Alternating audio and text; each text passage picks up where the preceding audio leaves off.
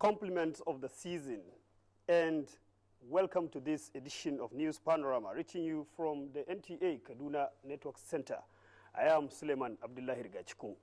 In today's package, fighting capacity of Nigerian Navy gets a boost. Indigenous efforts by the Nigerian Navy engineers at the naval dockyards in Lagos and Port Harcourt.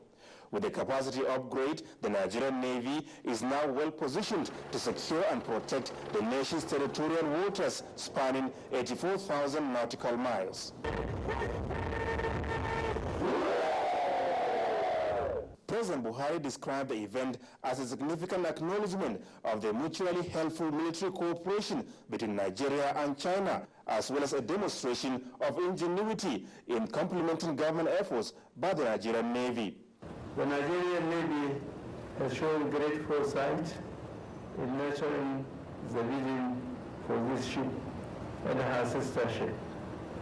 It is even more heartwarming that you have not confined your efforts to having recourse to foreign sources alone, but have braced up to take your destiny in your own hands. The federal government expects more or less from you, as looking inward is the way to go amidst a uniquely challenging mix of recession and arising acute security concerns.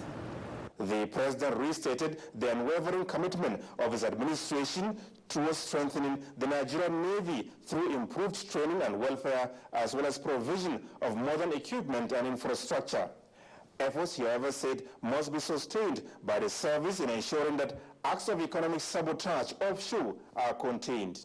The prevailing situation is not new, given the intimate connection between economic prosperity and security. For a natural state with huge dependence on her offshore resources, many times security is vital to the nation's well-being. And like it is said in Navy parlance, onward together, and wishing you the very best. The president used the forum to commend the involvement and contributions of the Nigerian Navy in the fight against insurgency in the true spirit of national service. The Chief of Naval Staff, Vice Admiral Ibok Ete Eko Ibas, was full of appreciation to President Muhammadu Buhari for his continued support and encouragement to the Nigerian Navy, assuring him of sustained efforts towards developing a credible naval power for national security and prosperity.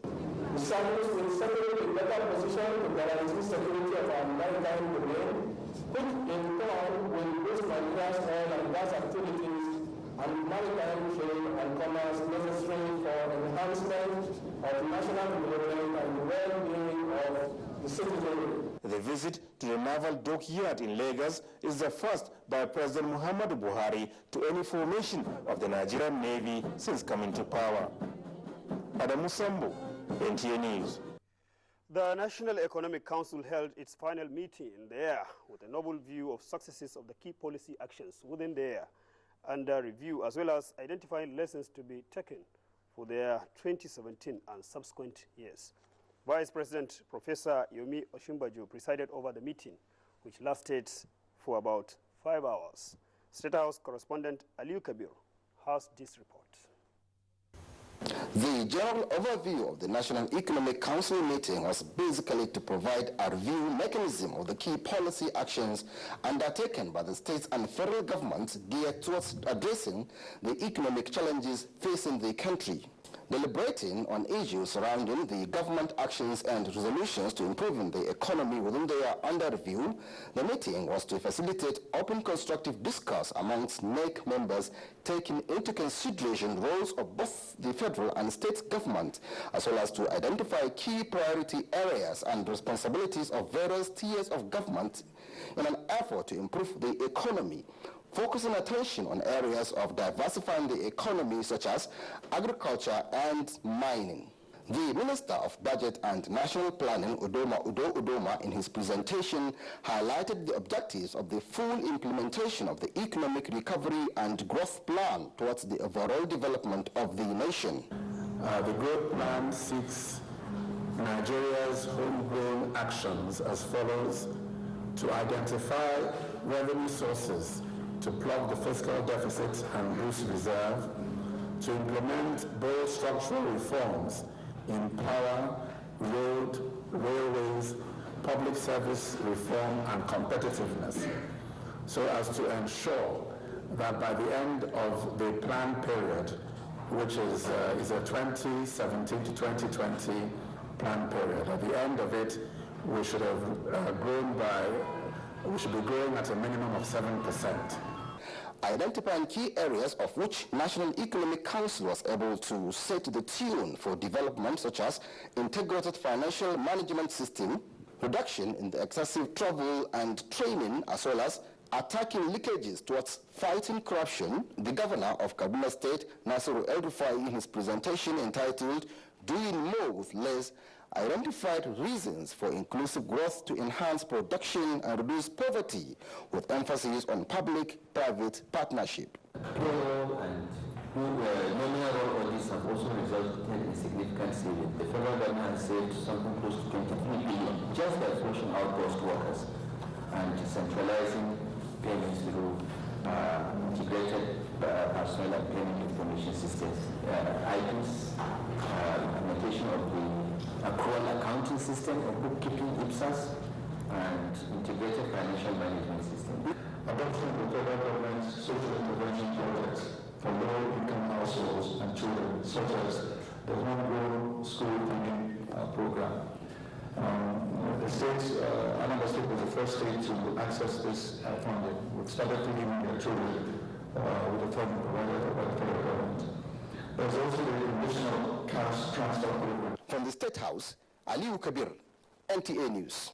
Meanwhile, the Vice President, Professor Yemi Osinbajo, has earlier visited Algeria on a state visit.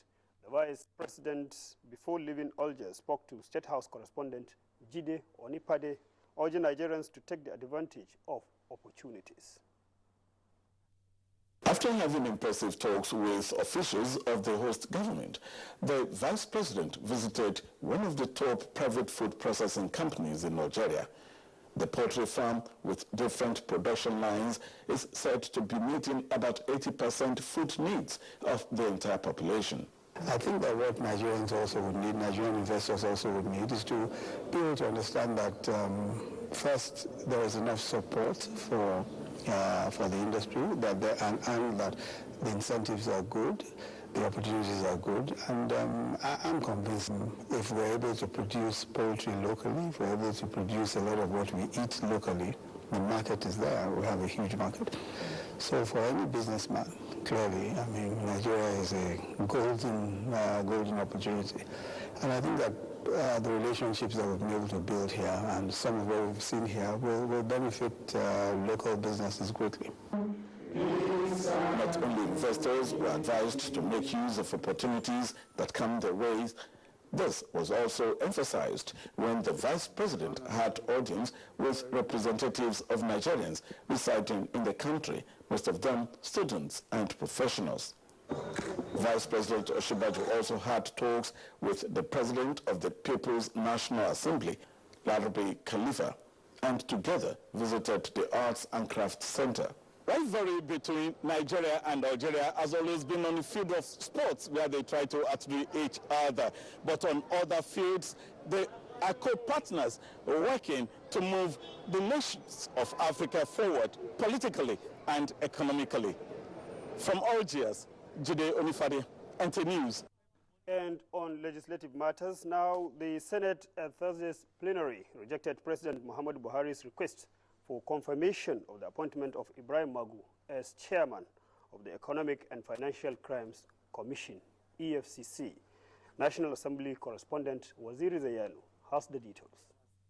After an executive session that lasted for over an hour, the plenary reconvened with the Senate President announcing the reason for the rejection. Following the security report on the EFCC chairman, the Senate decided not to confirm the chairman and communicate him to Mr. President. The Senate also decided to refer other nominees to the Anti-Corruption Committee for screening since there was no adverse security on them. Almost immediately, spokesman of the Senate, Ali Usabi Abdullahi, also convened a press briefing on the contentious matter. The Senate of the Federal Republic of Nigeria wish to inform the general public that based on security reports available to the Senate cannot proceed and confirm the nomination of Ibrahim Magu Mustafa as the executive chairman of EFCC. Accordingly, the Senate hereby rejects the said nomination and has returned the said nomination to Mr. President for further action. Two People Democratic Party senators and one from the All Progressive Congress who emerged from the just concluded Rivers Rerun elections were sworn in by the Senate President. They are George Sekiwo of the PDP, who won in Rivers East, Osinachiku Yozo, also of the PDP, Rivers West, and Magnus Abe of the APC from Rivers Southeast.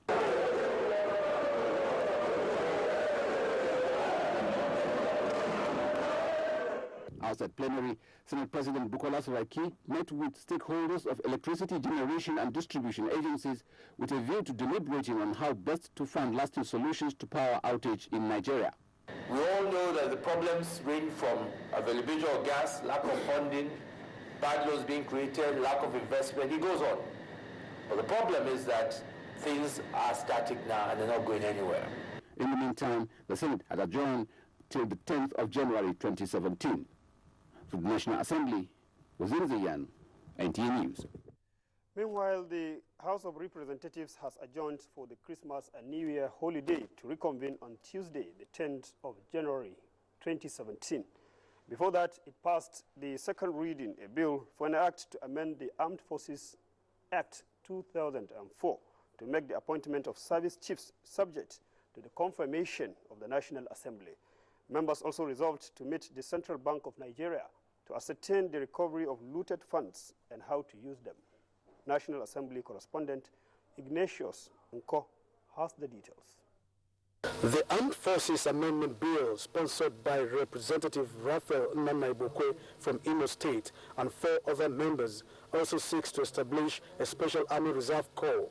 That there's need to codify this and capture it in the statute. At any given point in time, the police are overwhelmed, they will come into it. Now to say that the National Assembly will come in now and determine when the police are overwhelmed, I think it's rather taking away the powers of the Commander-in-Chief of the Armed Forces as guaranteed by the Constitution. Also passed at second reading were the bills for an act to include tertiary and teaching hospitals in the Education Trust Fund, sponsored by Representative Betia Apiafi from River State, and that for an act to provide for effectiveness and accountability in the management of all aid deliveries to Nigeria from foreign countries and organizations, sponsored by Representative Lego Idabo from Cross River State. The House resolved to meet with the National Union of Petroleum and Natural Gas Workers to avert the impending workers' strike action by the union, moved by Representative Jerry Alaboso from Imo State. Also adopted was the motion by Representative Ayomi Diron from Osun State for the Nigerian Football Federation to immediately pay all the outstanding allowances of the victorious Super Falcons who recently won the African Women Cup of Nations Championship in Cameroon. The House gave the victorious Super Falcons a standing ovation.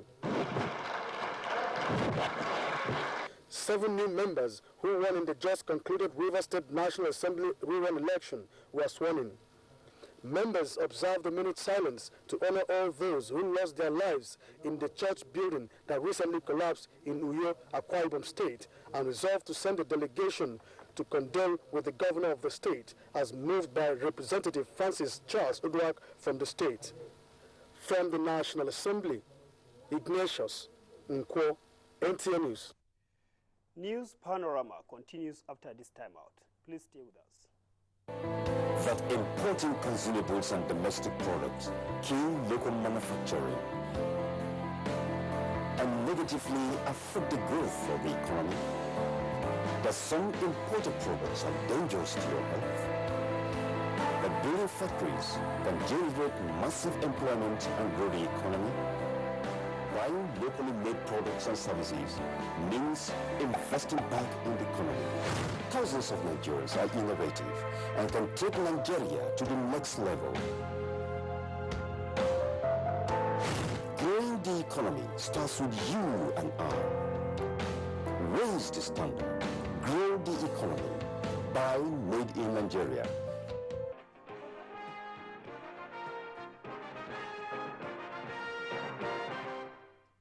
Glad to know that you are still there.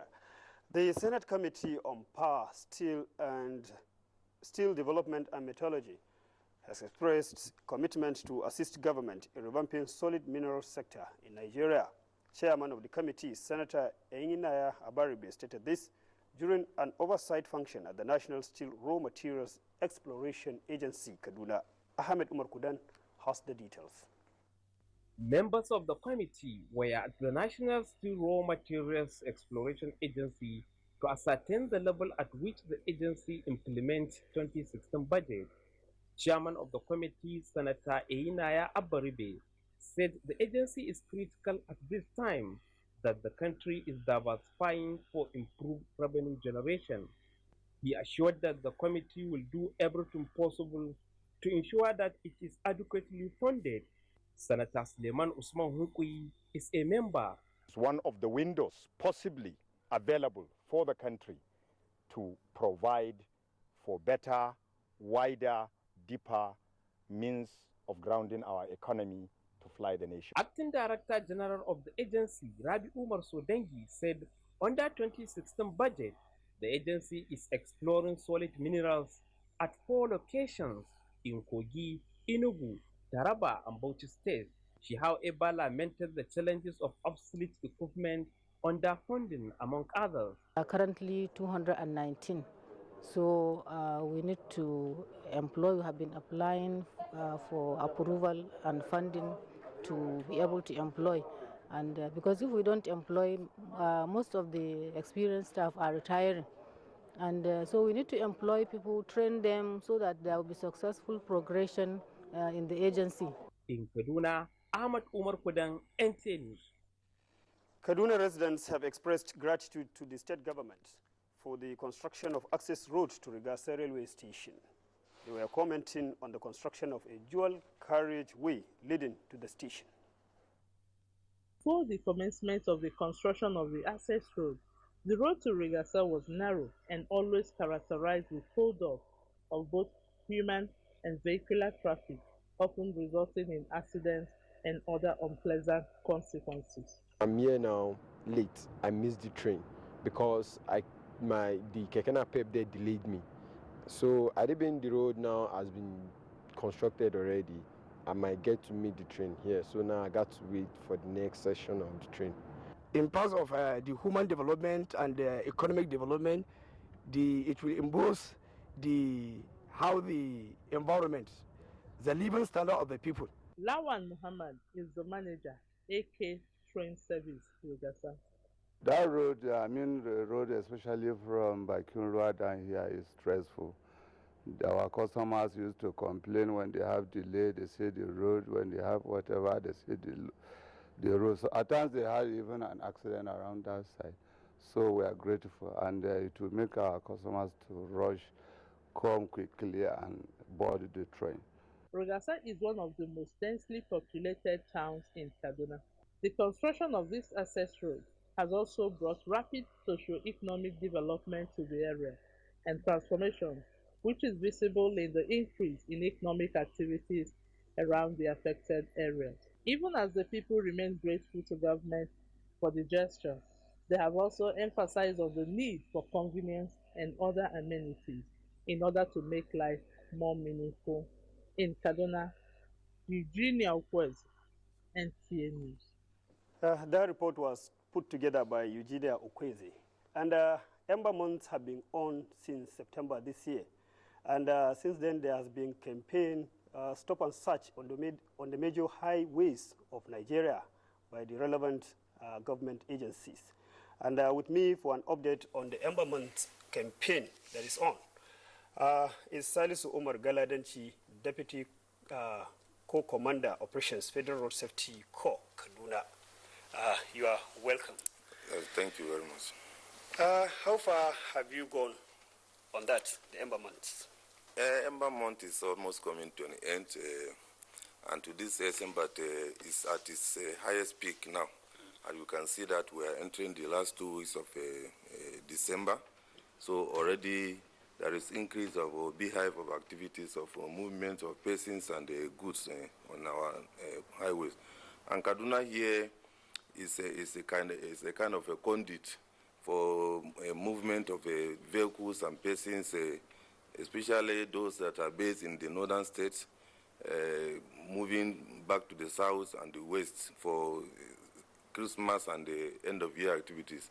All those that are coming from Maiduguri, Sokoto, Kebbi, and they usually pass through here. So because of that one, Kaduna usually experience a high volume of traffic when you come to this season.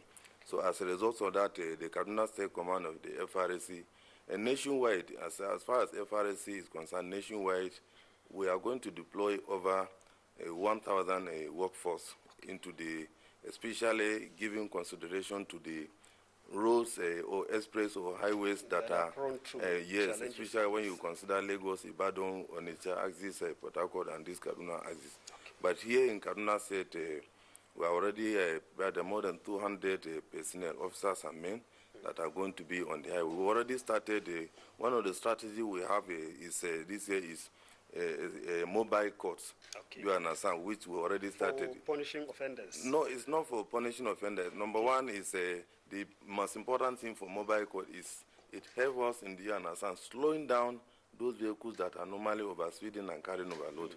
Yesterday we had one at Kakao Toll Gate. 3 days ago we had one at Zaria Toll Gate. So we'll continue in that because when you have a mobile court, all the workforce are on the road with other security agencies. It helps in reducing the and those are carrying overload, those that are overspeeding and what have you, yes, across the nation. Then, sorry for interject. The campaign is ongoing, and thank God you have mentioned Kakao and yes, Zaria. These are routes that are notorious for carnages, especially during the Ember months. Now, the question is, how do you intend to checkmate every motorist on this highway? No, we don't call them notorious, but we can also say that they are critical. You understand? They are critical because most of the road traffic crashes we are experiencing in Kaduna State, you understand, are along those particular, and that one has to do with the volume of traffic that are passing the people that are coming from north central and northeast. Mostly they pass through there. People that are coming from south, like Lagos, Aziz, and Port Harcourt, they pass through here. So, and actually that because of that one has made it Kaduna is amongst our road traffic crash statistics, Kaduna has the highest. Yes. Because of that, our national headquarters and the World Bank give this particular area high priority because we have 7 ambulances. 7 ambulances. Okay. Do you understand? Within Kaduna State, 5 of those ambulances are in between Katari when you are exiting Niger State to Makarafi, as that is tertiary. Then on top of that one, Kaduna State also is one of the states that is supporting us seriously because they provided 2 ambulances, do you understand, that are stationed on that road. And on top of that one, you know, we have 3 road traffic, what do you call it, roadside clinics